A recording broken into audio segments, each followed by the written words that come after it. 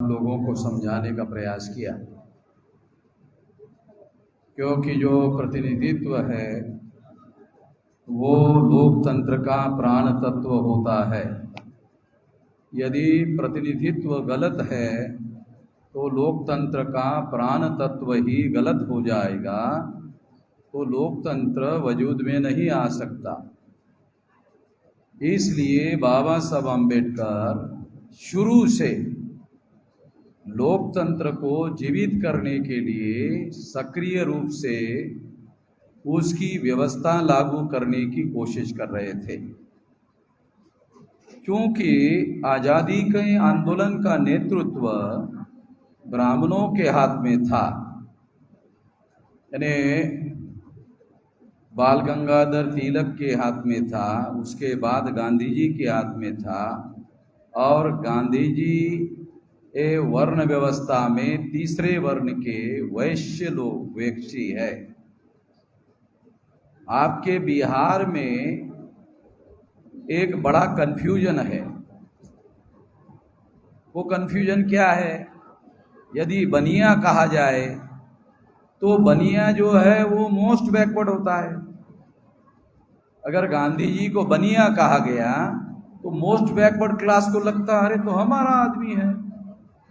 तो गांधी बनिया बिहार के दृष्टि वाले नहीं थे, और गांधी जी वर्ण व्यवस्था में तीसरे वर्ण के थे, यानी वैश्य वर्ण के थे।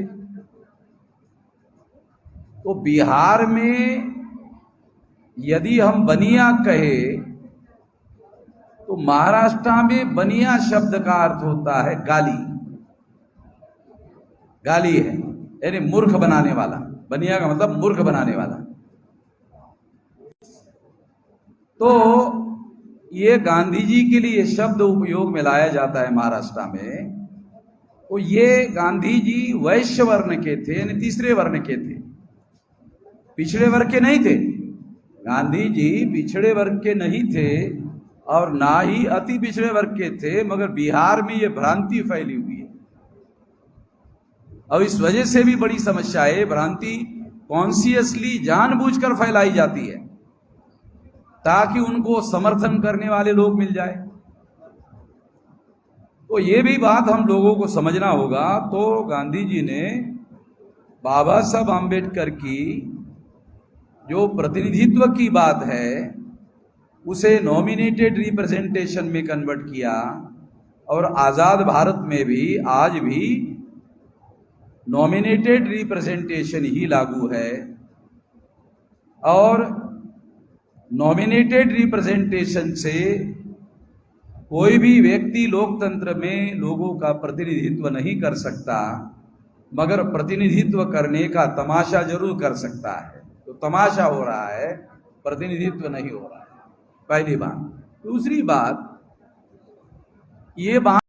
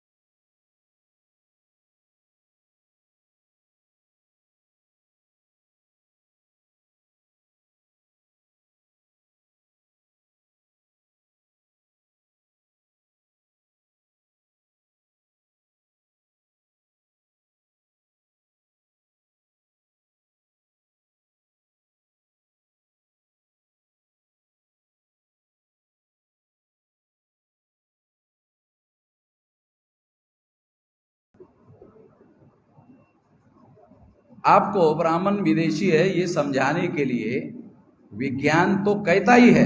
मैं आपको बहुत सिंपल आपके व्यावहारिक जीवन का एक उदाहरण देता हूं, उससे आपको समझ में आएगा। जो पानी का बूंद है, वो पानी का बूंद, पानी का जो बूंद है उसका उदाहरण दे करके आप बात समझ सकते हैं कि जो पानी का बूंद है वो बहुत बार जो है बूंद के तौर पर दिखाई देता है और मिक्स नहीं होता। उसी तरह से ब्राह्मण भारत के जीवन में, प्रजा में कभी मिक्स नहीं होता। ब्राह्मण कभी अपने घर के अंदर जो भी संस्कार करता है, जन्म से लेकर मृत्यु तक एकदम भिन्न होते हैं, अलग होते हैं। और मूल निवासी बहुजन समाज के लोगों के जो संस्कार है वो भिन्न होते हैं, और इसलिए दो लोग अलग अलग हैं। वैज्ञानिक रूप से अलग है, डीएनए के आधार पर अलग है, और इन सिद्धांतों के आधार पर, इस एविडेंस के आधार पर दो अलग अलग है। इसलिए यदि हम मूल निवासियों के नाम पर इकट्ठा होते हैं तो किसी को भी ऑब्जेक्शन होने का कारण नहीं है। कोई शेड्यूल कास्ट का आदमी अपने को मूल निवासी क्यों कह रहे हैं विरोध नहीं करेगा। कोई शेड्यूल कास्ट का आदमी विरोध नहीं करेगा। क्यों? अगर विरोध करेगा तो उसको पूछो, विदेशी हो क्या? मूल निवासी नहीं हो? विदेशी हो? विदेशी हो तो ज्यादा खतरनाक है, जाना पड़ेगा, देश छोड़ के जाना पड़ेगा। तो फिर बोले नहीं इधर का ही, इधर का है तो फिर मूल निवासी है, तो हम आपको मूल निवासी कह रहे हैं तो आपको क्या ऐतराज है? किसी को कोई ऐतराज नहीं हो सकता। आदिवासी तो कहते ही है हम आदिवासी है। आदिवासी का मतलब आदि निवासी है। जो पिछड़े वर्ग के लोग हैं उनकी अपनी अपनी जातियां है, सारी जातियां मूल निवासी है, तो उनको कहो कि तुम विदेशी नहीं हो, मूल निवासी हो, तो कोई पिछड़ा वर्ग का आदमी इस बात को विरोध नहीं करेगा। तो सभी मूल निवासियों को, मूल निवासियों के नाम पर 6247 जाति के टुकड़ों को एक नाम से, बाबा साहब आम्बेडकर ने 3 नाम से लोगों को इकट्ठा किया। आज की जरूरत है 3 नामों को विसर्जित करके मूल निवासी के नाम से इकट्ठा करने की जरूरत है। इससे आंकड़ा कितना बनेगा? इससे आंकड़ा बनेगा 74.5% SC ST OBC का, और माइनॉरिटी का मिलाकर ये हो जाएगा 85%। तो इतने ज्यादा लोग अगर अपने आप को मूल निवासी कहे और मूल निवासी के झंडे के नीचे इकट्ठा होने का काम करे, तो इस देश में आप लोगों को आजाद होने से कोई नहीं रोक लगा सकता। यदि आप अपने अपने जाति का झंडा उठाओगे तो फिर तो ब्राह्मणों का काम करोगे, और ब्राह्मणों का काम क्या है? वो आपको टुकड़ों में बांटना चाहते हैं और आपको गुलाम बनाए रखना चाहते हैं। अगर आप अपने अपने जाति का संगठन बनाओगे तो आप गुलामी का झंडा उठा सकते हो, इससे ज्यादा कुछ नहीं मिलेगा। गुलामी मिलेगी और कुछ नहीं मिलेगी, आजादी मिलने वाली नहीं। तीसरी बात मैं आप लोगों को बताना चाहता हूं, वो भी बहुत महत्वपूर्ण है। वो महत्वपूर्ण बात क्या है कि बाबा साहब आम्बेडकर कहते हैं, क्या कहते हैं? उन्होंने लिखा कि मैं बहुत मुश्किल से इस कारवां को यहां तक लाया हूं, इसको आगे ही बढ़ाते रहना, यदि आगे नहीं ले जा सके तो वहीं पर छोड़ देना, पर किसी भी परिस्थिति में पीछे मत जाने देना। डॉक्टर बाबा साहब आम्बेडकर। ये बाबा साहब आम्बेडकर ने 1956 को अपने अनुयायियों को कहा कि बहुत मुश्किलों से मैंने इस कारवां को यहां तक लाया, बहुत कठिन परिस्थिति में लाया, संकट से गुजरते हुए लाया, इसको पीछे मत जाने देना, और अगर आगे नहीं ले जा सकते हो तो जहां तक लाया वही उसको रोक के रखो। मगर मैं आपको बताना चाहता हूं कि ये कारवा आगे बढ़ चुका है। कैसे? ये कारवा इसलिए आगे बढ़ चुका है कि आज के तारीख में हमारा ये जो कारवा है 31 राज्यों में फैल गया और 567 जिलों में फैल गया। अब ये 674 जिलों में 1-2 साल में फैल जाएगा और 4000 से ज्यादा तहसीलों में फैल गया, 22,000 से ज्यादा ब्लॉक में फैल गया और 1.5 लाख से ज्यादा गांवों में फैल गया। और हमारे समाज के लोग साल भर में 25-30 करोड़ रुपया निधि आंदोलन को आगे बढ़ाने के लिए संकलन करते हुए देते हैं। अभी आप लोगों ने केवल एक बिहार राज्य के अधिवेशन के दरमियान अपना सारा खर्चा तो आपने किया, मगर इसके बावजूद भी राष्ट्रव्यापी आंदोलन चलाने के लिए आप लोगों ने 11 लाख रुपया भी दिया। ऐसे सारे देश के लोग दे रहे, केवल बिहार के लोग नहीं दे रहे, सारे देश के लोग दे रहे। तो इसका मतलब यह है कि विशाल संगठन बनाने के साथ साथ इस आंदोलन को आगे बढ़ाने के लिए जो रिसोर्सेज चाहिए, ह्यूमन रिसोर्सेज चाहिए, फाइनेंशियल रिसोर्सेज चाहिए, टैलेंट के रिसोर्सेज चाहिए, ये भी रिसोर्सेज हमारे लोगों के द्वारा दिए जा रहे हैं और हमने इस आंदोलन को यहां तक लाया। बाबा साहब आम्बेडकर कहते हैं पीछे मत जाने देना, आगे लेके जाना।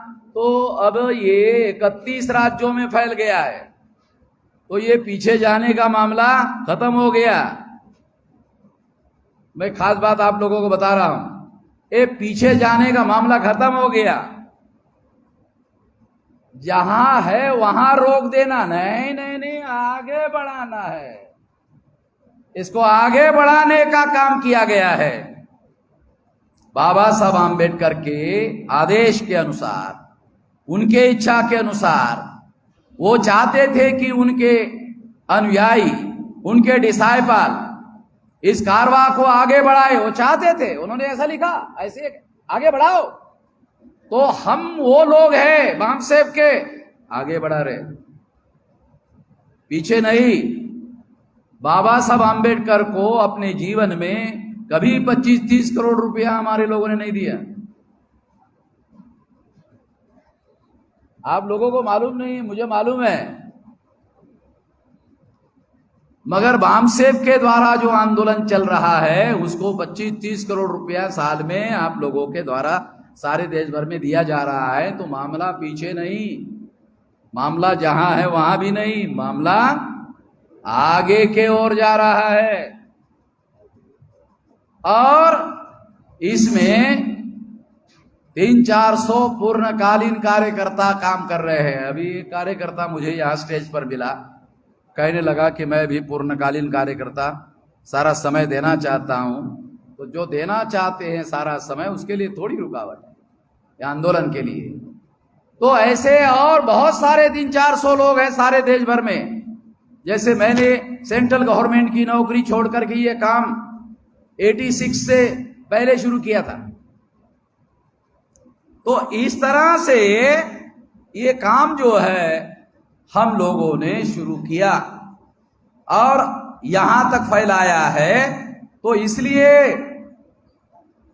ये कहा जा सकता है कि ये आंदोलन अब पीछे नहीं है, ये आंदोलन अभी आगे जा रहा है। जैसे बाबा साहब आम्बेडकर की इच्छा थी कि ये आगे जाए, तो इसको आगे ले जाने का काम हम लोग कर रहे हैं। और कितना कर रहे हैं? तो 4 बार भारत बंद किया, 2 बार भारत बंद किया, तो एक बार तो नरेंद्र मोदी को संसद में कानून बनाना पड़ा हमारी वजह से। दूसरी बार सीएए का कानून पास किया, अभी तक लागू नहीं होने दिया, अभी तक लागू नहीं होने दिया। ये हमारी आंदोलन के बदौलत हुआ और किसी की ताकत नहीं है कि नरेंद्र मोदी को रोक लगाने का काम करे।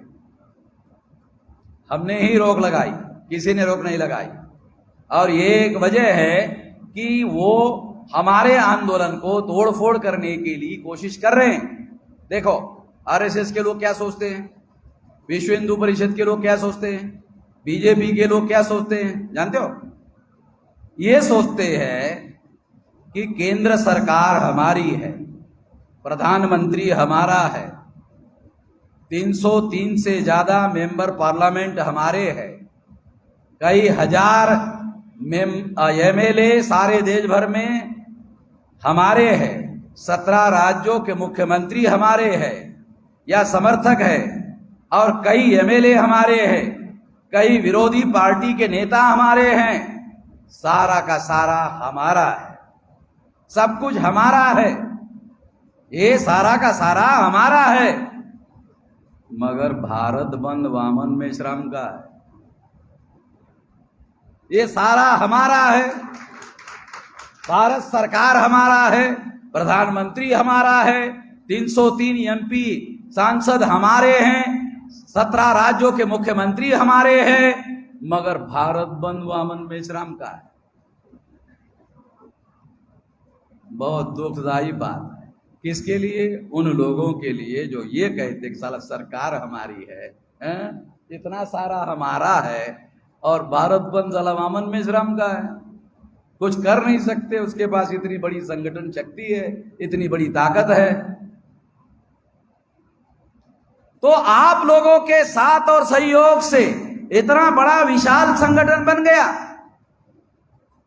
दोपहर का जो सत्र चल रहा था मॉर्निंग सेशन में, तो यहां जो कुर्सियां थी वो उसमें बैठने के लिए जगह नहीं थी, और बहुत सारे लोग बाहर ही थे, बहुत सारे लोग बाहर थे, बैठने के लिए यहां जगह नहीं थी। और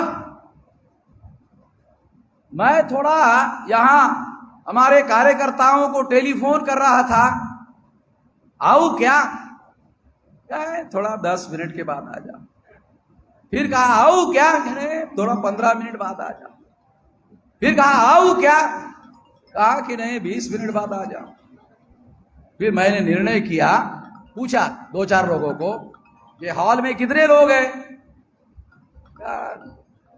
20-25 लोग हैं।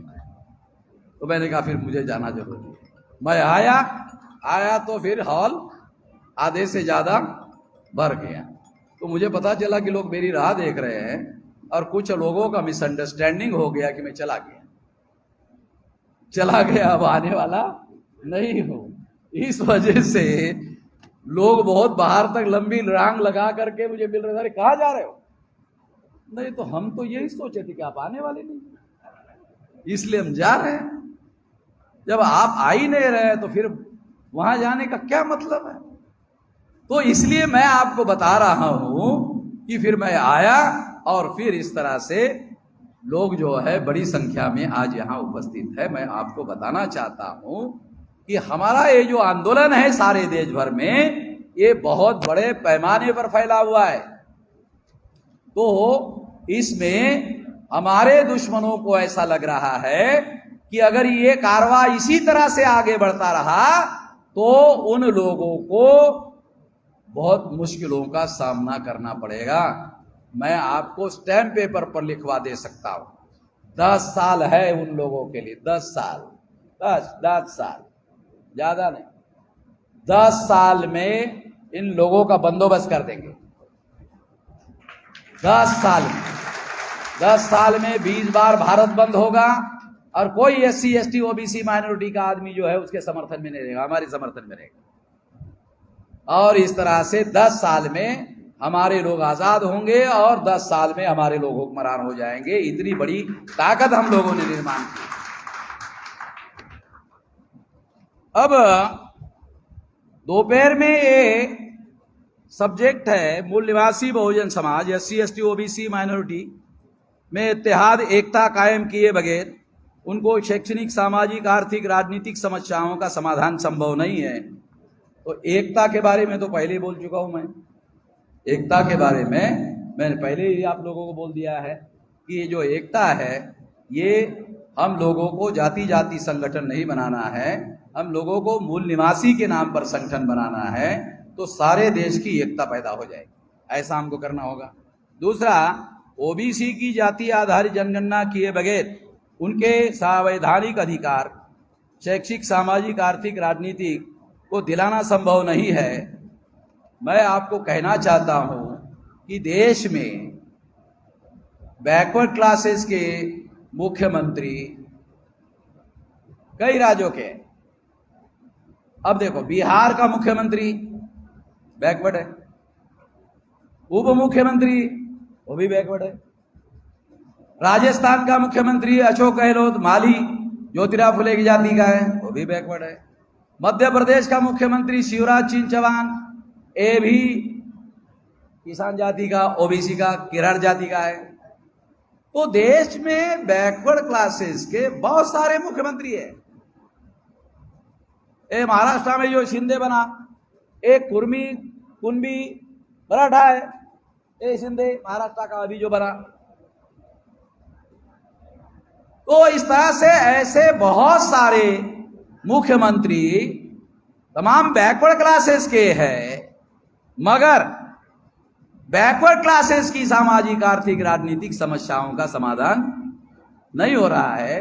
वो मुख्यमंत्री है, मगर उन समस्याओं का समाधान करने के लिए वो कोशिश नहीं कर रहे हैं, क्योंकि उनके पास जो धारणा है, विचारधारा है, वो निश्चित रूप से उनकी नहीं है। वो ब्राह्मणवादी विचारधारा ही इनडायरेक्टली उसका ही पालन पोषण कर रहे हैं। इसकी बदौलत ऐसा नहीं हो रहा है। तो हम लोगों को फुले शाहू अम्बेडकर की विचारधारा के आधार पर बैकवर्डों का राष्ट्रीय संगठन बनाना पड़ेगा। बनाया जा चुका है। चौधरी विकास पटेल के नेतृत्व में सारे देश भर में बैकवर्ड क्लास का संगठन बनाया गया है और उसकी परिवर्तन यात्रा एक बार निकल भी चुकी है और आने वाले समय में दोबारा राष्ट्रीय स्तर की परिवर्तन यात्रा निकलेगी। आपके बिहार में भी आएगी।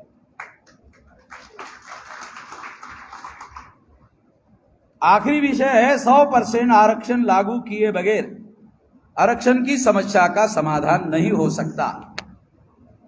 मेरा सवाल है, 100% आरक्षण लागू किए बगैर समस्या का समाधान नहीं हो सकता, बराबर? 100% आरक्षण कौन लागू करेगा? ये 100% लागू करने से तो समाधान होगा, मगर ये लागू कौन करेगा?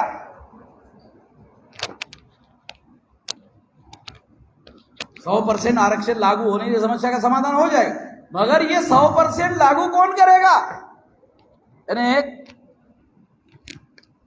बिल्ली के गले में घंटी कौन बांधे? बिल्ली के गले में घंटी कौन बांधेगा? तो 100% आरक्षण वो लोग लागू कर सकते हैं जो आरक्षित वर्ग का संगठन बनाएंगे, आरक्षित वर्ग का आंदोलन खड़ा करेंगे और तमाम आरक्षित वर्ग के लोगों को आजादी दिलवाएंगे और आजादी के बाद केंद्र की सत्ता में नियंत्रणकारी सत्ता प्रस्थापित करेंगे। उसके बाद वो लोग 100% आरक्षण लागू कर सकते हैं, दूसरे लोग लागू करने वाले नहीं। क्योंकि एक मौलिक सिद्धांत जो हमारे महापुरुषों के द्वारा बताया गया, वो क्या है? हमारा उद्धार हम ही कर सकते हैं, हमारा उद्धार कोई और कर सकता है इस पर हमारा यकीन नहीं। हमारा उद्धार हम ही कर सकते हैं, हमारा उद्धार कोई और करेगा, ये विश्वास करने लायक विचार नहीं।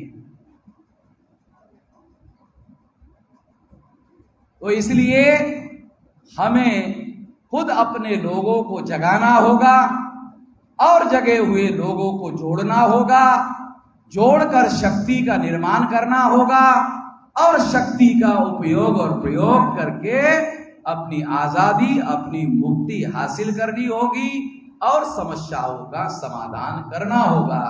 ऐसा करना होगा। ऐसा करने के लिए आप लोग साथ सहयोग करोगे, इस आशा और विश्वास के साथ आपने मेरी बात ध्यान से सुनी, इसके लिए आभार, धन्यवाद।